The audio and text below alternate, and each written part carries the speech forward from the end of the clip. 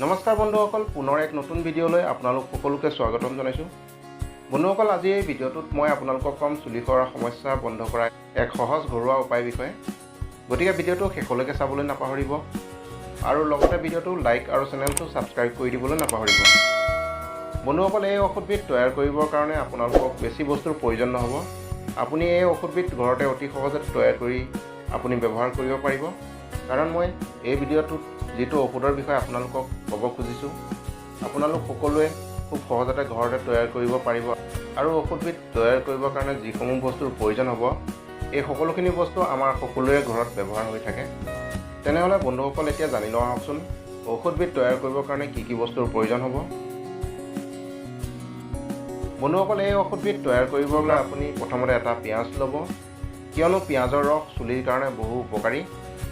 পিঁয়াজৰ ৰস লগালে আমাৰ চুলিৰ গুৰিবোৰ মজবুত কৰি দিয়ে, ফলত চুলি সৰা বন্ধ হৈ যায় আৰু লগতে চুলিখিনি দীঘল আৰু ডাঠো হৈ যায়গৈ। এটা কথা মনত ৰাখিব বন্ধুসকল, পিঁয়াজ ল'লে আপুনি ৰঙা বাকলি থকা পিঁয়াজ ল'বলৈ চেষ্টা কৰিব। পিঁয়াজত বহুত বেছি পৰিমাণে চলচৰ থাকে, সেইকাৰণে পিঁয়াজ কাটোতে আমাৰ চকুৱেদি পানী ওলায়। ইয়াৰ লগতে পিঁয়াজত এণ্টিঅক্সিডেণ্টৰ মাত্ৰা বহুত বেছি পৰিমাণে পোৱা গৈছে। সেইকাৰণে কেতিয়াবা আমাৰ স্কেল্পৰ স্কিনত যদি কোনো ধৰণৰ বেক্টেৰিয়া ইনফেকশ্যন হয়, তেনে ক্ষেত্ৰত পিঁয়াজৰ ৰস লগালে খুব সোনকালে স্কেল্প স্কিন ঠিক হৈ যায়। আৰু লগতে পিঁয়াজৰ পৰা আমাৰ মূৰত উফি হোৱাৰ সমস্যাও ঠিক হৈ যায়। আৰু পিঁয়াজৰ ৰস লগালে চুলি ফটা আৰু বয়স হোৱাৰ আগতে চুলি সৰা আদিৰ সমস্যাও ঠিক হৈ যায়।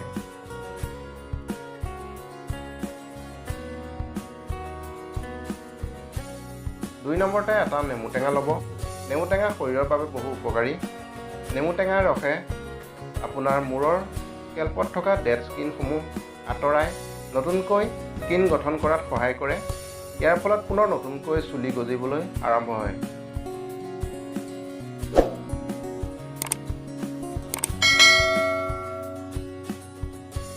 তিনি নম্বৰতে অলপমান নাৰিকল তেল ল'ব। যদি নাৰিকল তেল নাথাকে তেনেহ'লে অলিভ অইল ল'ব পাৰে। আপুনি মনত ৰাখিব, অলিভ অইল চুলিৰ কাৰণে খুব ভাল।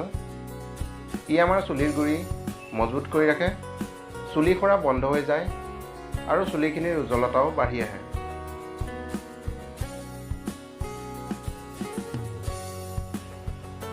বন্ধুসকল, তেনেহ'লে আমি জানিলোঁ ঔষধবিধ তৈয়াৰ কৰিবলৈ কি কি বস্তুৰ প্ৰয়োজন হয়। তেনেহ'লে বন্ধুসকল, এতিয়া জানি লোৱা হওক কেনেকৈ এই ঔষধবিধ তৈয়াৰ কৰিব পাৰি। ঔষধবিধ তৈয়াৰ কৰিবলৈ আপুনি প্ৰথমতে পিঁয়াজৰ বাকলিটো গুচাই ল'ব। তাৰ পাছত আপুনি মিক্সি মেচিন বা গ্ৰাইণ্ডাৰ মেচিন, যদি আপোনাৰ লগত গ্ৰাইণ্ডাৰ মেচিন নাথাকে তেনেহ'লে আপুনি পিহনাত পিচিও পিঁয়াজৰ পৰা ৰসখিনি উলিয়াই ল'ব পাৰিব।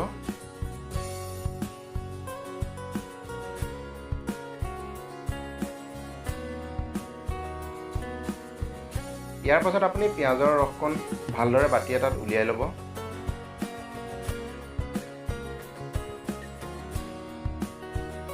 তাৰ পাছত আপুনি এফাল নেমু ল'ব আৰু নেমুৰ টুকুৰাটো পিঁয়াজৰ ৰস থকা বাতিটোত চেপি দিব।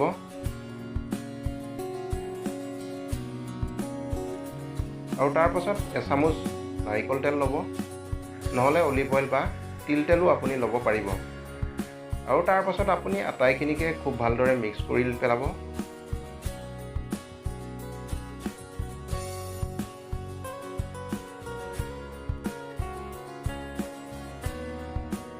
বন্ধুসকল, আপোনাৰ ঔষধবিধ এতিয়া তৈয়াৰ হৈ গৈছে। এতিয়া আপুনি ঔষধবিধ ব্যৱহাৰ কৰিব পাৰিব। বন্ধুসকল, ঔষধবিধ সদায় তৈয়াৰ কৰি থাকিবলৈ হয়তো আপোনাৰ অসুবিধা হ'ব পাৰে। সেইকাৰণে আপুনি নিজৰ সুবিধা অনুসৰি বটল এটাত ভালদৰে ৰাখি থ'ব, যাতে আপুনি প্ৰত্যেক 2 দিনৰ মূৰে মূৰে ইয়াৰ ব্যৱহাৰ আপুনি কৰি থাকিব পাৰে।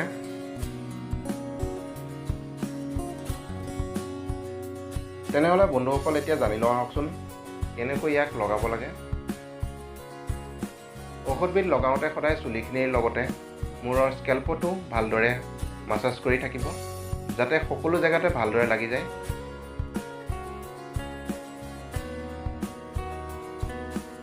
আৰু লগোৱাৰ পাছত যিমান পাৰে আপুনি বেছি দেৰিলৈকে থাকিবলৈ চেষ্টা কৰিব, যাতে ঔষধখিনি চুলিৰ গুৰিৰ ভিতৰলৈ ভালকৈ সোমাই যাব পাৰে। বন্ধুসকল, চুলি সৰা সমস্যাৰ বিষয়ে আজিৰ ভিডিঅ'টোত ইমানেই আছিল। আশা কৰোঁ আজিৰ ভিডিঅ'টো নিশ্চয় আপোনালোকৰ ভাল লাগিছে। যদিহে ভিডিঅ'টো ভাল লাগিছে লাইক কৰি দিবলৈ নাপাহৰিব আৰু লগতে ভৱিষ্যতে এনেধৰণৰ ভিডিঅ' চাবলৈ চেনেলটো ছাবস্ক্ৰাইব কৰি দিবলৈ নাপাহৰিব। পুনৰ এক নতুন ভিডিঅ'ত লগ পোৱাৰ আশাৰে মই আপোনালোকৰ পৰা বিদায় লৈছোঁ। ধন্যবাদ।